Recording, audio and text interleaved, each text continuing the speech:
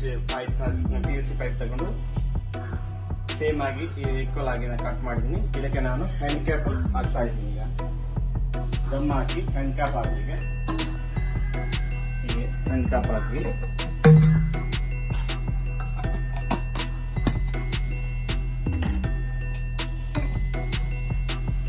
Glue gum ಹಾಕಿ ಅಂಟಿಸ್ಬೇಕು ಇದನ್ನು.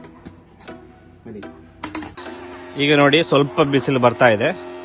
ಮಳೆ ಇರೋದ ಕಾರಣ, ಮೋಡ ಇರೋದ ಕಾರಣ ಬಿಸಿಲು ಕಮ್ಮಿ ಇದೆ. ಆದರೆ ನಮ್ಮ ಮೋಟ್ರ್ ಈಗ ಚಾಲು ಆಗಿದೆ ನೋಡಿ, ರನ್ ಆಗ್ತಾ ಇದೆ. ನಾನು ನಿಮ್ಗೆ ತೋರಿಸ್ತೀನಿ. ಸಣ್ಣ ಬಿಸಿಲಲ್ಲಿ ಕೂಡ ನಮ್ಮ ಮೋಟ್ರ್ ವರ್ಕಿಂಗ್ ಆಗಿರ್ತದೆ.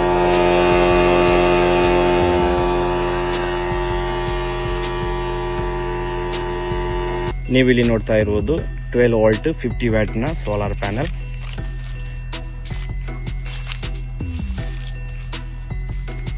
ಇದಕ್ಕೆ ನಾನು ಬಕ್ ಬೂಸ್ಟರ್ನ ಕೂತ್ಕೊಳಿಸಿದ್ದೇನೆ. ಯಾಕಂದರೆ ನಮಗೆ ಕಾನ್ಸ್ಟೆಂಟ್ ಆಗಿ ವೋಲ್ಟೇಜ್ ಸಿಗಲಿಕ್ಕಾಗಿ.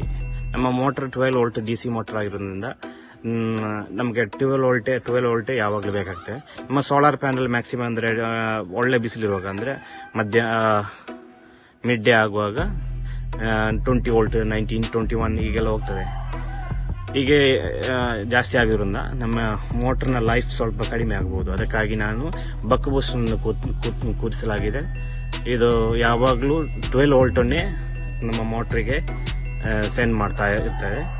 ಇದರಿಂದಾಗಿ ನಮ್ಮ ಮೋಟ್ರನ್ನ ಲೈಫ್ ಸ್ವಲ್ಪ ಕೂಡ ಜಾಸ್ತಿ ಆಗಿರುತ್ತದೆ.